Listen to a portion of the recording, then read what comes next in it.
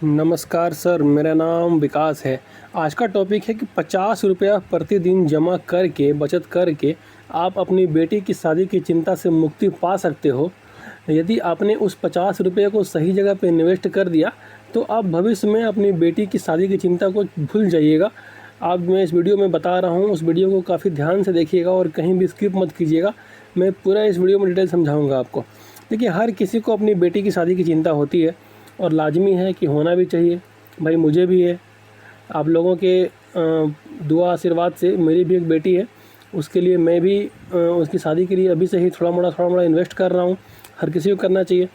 यदि सही समय पर सही जगह आपने इन्वेस्टमेंट कर दिया तब तो ठीक है, बट यदि इन्वेस्टमेंट गलत जगह पे हो गया तो उस टाइम में प्रॉब्लम आना तय है, फिक्स है। ख़ास करके हम जैसे लोगों के लिए, जो मध्यम वर्ग के लोग हैं, मिडिल क्लास वाले, कमाने खाने वाले, वैसे लोगों के लिए मुश्किल आना लाजमी है। देखिए, यदि आपने बैंक में, एफडी में, आरडी में, सुकन्या, एलआईसी में कहीं भी अपनी बेटी के लिए थोड़ा बहुत पैसा जमा किया तो फिर आपके लिए समझिए कि एक मुश्किल खड़ा होने वाला है शादी के टाइम पे, क्योंकि उस समय पे आप फिर कुछ नहीं कर पाओगे। समय जब निकल जाएगा तो उस वैसे समय पे आप कुछ नहीं कर पाइएगा। इसलिए अभी से सावधान हो जाइए, होशियार हो जाइए और पहले पूरी बातों को समझ लीजिए कि कहाँ इन्वेस्ट करना चाहिए, कहाँ नहीं करना चाहिए। आप जहाँ कर रहे हैं वहाँ पे क्या मिलेगा और मैं जहाँ बता रहा हूँ वहाँ पे क्या मिलेगा। तो काफ़ी सोच समझ कर डिसीजन लीजिए, क्योंकि बेटी की भविष्य की बात है। काफ़ी फ़िक्रमंद होनी चाहिए हर किसी को। मैं भी फ़िक्रमंद हूँ, आपको भी होना चाहिए। चलिए आगे बात करते हैं। 50 रुपया पर डे मीन्स कि मंथ का 1500 रुपया, ठीक है। 1500 रुपया को यदि आप म्यूचुअल फंड SIP में, खास करके स्मॉल कैप मिड कैप में इन्वेस्ट कर दें सही जगह पे, मेरे द्वारा बताए गए फंड्स में, तो आप मान के चलिए कि लॉन्ग टर्म में प्रीवियस रिकॉर्ड ये कहता है कि 20% का रिटर्न आपको ईजिली मिलता है। मैंने कई वीडियोज़ में दिखाया है कि प्रीवियस रिटर्न पिछला 10-12 साल का देखिए आप, तो 20% अच्छे वाले फंड ने दिया है, इसमें कोई दाग नहीं है। यदि वही पैसे को आप ट्रेडिशनल वाले प्लान में लगाते हो ना, सेफेस्ट वाले में, तो 7% का रिटर्न वहाँ पे मैक्सिमम मिलेगा, उससे अधिक तो कहीं मिलना नहीं है। तो डिसीजन आपका है, फैसला आपका है कि आपको 20% वाले स्लैब में रहना है कि 7 से 8% वाले स्लैब में रहना है।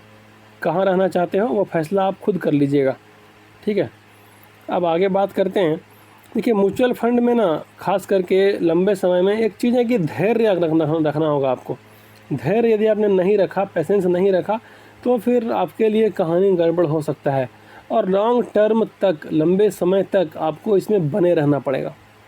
बीच बीच में प्रॉब्लम्स आएंगी, दिमाग आपका घूमेगा, टीवी मीडिया रिंगटोन में आपको डराया जाएगा, आपको गुमनाम किया जाएगा, ठीक है। आपको इधर उधर समझाया बुझाया जाएगा, लेकिन आपको क्या करना है कि कंटिन्यू इसमें इन्वेस्ट करते रहना है, करते रहना है और करते रहना है। मैक्सिमम लोग क्या करते हैं कि पैसा थोड़ा सा बढ़ा तो उस पैसे को रिडीम करके कहीं गलत जगह पे यूज़ करने लगते हैं, फालतू के खर्च में। टीवी खरीदना है, बाइक खरीदना है, कार खरीदना है, मोबाइल खरीदना है, ये केस अभी बहुत ज़्यादा हो रहा है। म्यूचुअल फंड में पैसा तो सबको बढ़ रहा है, बट वो कंपाउंड नहीं हो पा रहा है। क्यों नहीं हो पा रहा है? थोड़ा सा पैसा बढ़ गया, अच्छा आज एक मोबाइल ले लेते हैं, आपका काम चल रहा है उस मोबाइल से, बट आपके घर के अगल बगल किसी ने लिया है तो आपको लेना है। कोई ज़रूरत नहीं है, फिर भी लेना है। टीवी लेना है, टीवी आपके पास ऑलरेडी है, लेकिन आपको क्या करना है? स्मार्ट टीवी लेना है, दिखावा करना है। तो ये सब काम यदि आप करोगे ना, तो भविष्य में जो बेटी के लिए आप कर रहे हो थोड़ा थोड़ा पैसा जमा, फिर उसका कंपाउंडिंग का बेनिफिट आपको नहीं मिलने वाला है। फालतू के खर्च से आपको बचना होगा, ये बात मैं हमेशा कहता हूँ। यदि आप कंटिन्यू इन्वेस्टेड रहेंगे लंबे समय तक तो ही आपको कंपाउंडिंग का फ़ायदा मिलेगा, वरना कंपाउंडिंग का फ़ायदा आपको नहीं मिलेगा। Compounding works only in long term. Compounding जो है सो सिर्फ लंबे समय में काम करता है। कंपाउंडिंग साल 2 साल में काम नहीं करता है। पैसा कितना भी लगा दीजिए, साल 2 साल 4 साल में सोचिए कंपाउंडिंग बहुत बड़ा मेरा काम करेगा, तो कुछ नहीं करेगा। शॉर्ट ड्यूरेशन में नो कंपाउंडिंग। जितने लंबे समय तक आप उसे रखोगे, कंपाउंडिंग उतना ही ज़बरदस्त काम करेगा। मैंने कई वीडियोस में बताया है इन सब बातों को, कंपाउंडिंग के बारे में मैंने समझाया भी है। पिछले हमारे वीडियो में जाकर देखिएगा, बहुत सारे वीडियो में आपको इस बारे में मिल जाएगा, आपको कंपाउंडिंग के बारे में। देखिए, 1500 रुपये प्रति महीना यदि आपने 21 साल तक जमा किया, भाई कोई भी शादी अपनी बेटी करता है तो 20-21 साल के पहले तो आजकल करता नहीं है, पहले वाला ज़माना ख़त्म हो गया कि लड़की की उम्र 15-16 साल हुई शादी कर दिया। अब वैसे कोई नहीं करता भाई, जो पढ़े लिखे लोग हैं 20-21 साल के बाद ही लोग करते हैं। तो 1500 रुपये प्रति महीना यदि आपने 21 साल तक इन्वेस्ट किया और वो सेफेस्ट वाला bank, post office, RD, Sukanya, PPF वाला 7% का रिटर्न दिया, तो आपका 8,60,000 रुपया, करीब करीब 8.5 लाख रुपये के आसपास कॉर्पस बनता है। बट सेफर में ना करके अपने म्यूचुअल फंड में कर दिया, खास करके मिड कैप स्मॉल कैप, जहाँ पे मैं कहता हूँ वही 1500 रुपये प्रति महीना, वही 21 साल, और यहाँ पे यदि मिनिमम आपको 20% का रिटर्न मिल जाए तो 58 लाख रुपए की वैल्यू बनती है। कहाँ 8.5 लाख, कहाँ 58 लाख, फ़र्क कितना का है? करीब करीब 50 लाख रुपए का फ़र्क है। मतलब 1500 रुपये प्रति महीना से ही 50 लाख का फ़र्क आ रहा है। जो लोग 10,000 20,000 का SIP करेंगे, सोचिए उनको कितना का फ़र्क आएगा। ठीक है। और एक चीज़ मैं आपको और दिखाता हूँ, मैंने बोला ना कंपाउंडिंग, जितने लंबे समय में जाओ कंपाउंडिंग उतना काम करेगा। देखिए यहाँ पे क्या हो रहा है, वही 15 साल आपने 21 साल जमा किया, कितना बड़ा 58 लाख रुपया, और 1 साल उसे मात्र आप छोड़ दीजिए, मात्र 1 साल और सेम, सब कुछ सेम रहेगा। 1 साल में 18,000 रुपये आपका और जमा हो जाएगा, सब कुछ सेम रहेगा, रिटर्न भी सेम यदि रहे तो वही 58 लाख रुपया 1 साल के बाद 71 लाख में कन्वर्ट हो जाएगा। मतलब कि सिर्फ 1 साल में जो है वो पैसा आपका 13 लाख रुपया बढ़ जाएगा। This is the call power of compounding. Power of compounding की सही परिभाषा यही है। जितने लंबे समय तक आप जाओगे, पैसा उसी हिसाब से आपका कंपाउंड होगा। यदि आप इसे 2-4 साल और छोड़ देंगे ना, 25 साल 26 साल के लिए, तो फिर पैसा इतना ज़्यादा हो जाएगा कि आपको खुद विश्वास नहीं होगा पैसा इतना कैसे हो सकता है। बट इसे ही हम पावर ऑफ कंपाउंडिंग कहते हैं। कंपाउंडिंग की यही परिभाषा है। आप ज़्यादा नहीं कीजिए, आप म्यूचुअल फंड कैलकुलेटर का यूज़ कीजिए, 1 महीने के लिए आप सब सीख जाएंगे, सब समझ में आ जाएगी आपको कि क्या है पावर ऑफ कंपाउंडिंग, कैसे होता है, कितना कॉर्पस जमा होगा, 10,000 रुपये करेंगे तो कितना होगा, 500 करेंगे तो कितना होगा, 1,000 में कितना होगा, 20% दिया तो कितना होगा, 10% दिया तो कितना होगा, 15% में कितना होगा। ऐसा आपको खुद से करना है। 15-20 दिन आप कीजिएगा तो आपकी खोपड़ी का ब्लूटूथ ऑन हो जाएगा। अब कुछ कमेंट्स में पूछे गए सवाल का जवाब दे देते हैं। Sir, hybrid mutual fund lump sum invested 2 lakh, should switch और वेट। भाई आपने अपनी एज तो बताई नहीं है कि आपकी एज कितनी है और आपने कब इन्वेस्ट किया है। यदि आपकी एज 45-50 के आसपास है तब तो फिर आपको वहीं पे छोड़ देना चाहिए। यदि आपकी एज 30-35 साल या उससे कम है तो हाइब्रिड वाले फंड में रख के कोई फ़ायदा नहीं है। वहाँ से आपको स्विच करके SBI में यदि आपका है तो वहाँ से स्विच करके कुछ पैसा SBI के PSU फंड में आ जाइए और कुछ पैसा SBI के मैग्नम मिड कैप में आ जाइए। यदि आपका एज 50-55 इस आसपास में है तो फिर वहीं छोड़ दीजिए, बहुत अच्छा रहेगा आपके लिए। सर, SBI 250 इंडेक्स में अच्छा है क्या? बहुत अच्छा फ़ंड है ये, हाल फिलहाल में ही शुरू हुआ है। बट ये अच्छा उनके लिए है जो ऑलरेडी 2-4 SIP चला रहे हैं। यदि आपको अपनी ज़िंदगी का पहला SIP करना है, फर्स्ट टाइम आप SIP में आ रहे हो, तो फिर आपके लिए अच्छा नहीं है। आपके लिए फिर उसका SBI का जो स्मॉल कैप है वहाँ जाना चाहिए, निपॉन के स्मॉल कैप में जाना चाहिए, क्वांट के स्मॉल कैप में जाना चाहिए, ना कि 250 इंडेक्स में आना चाहिए।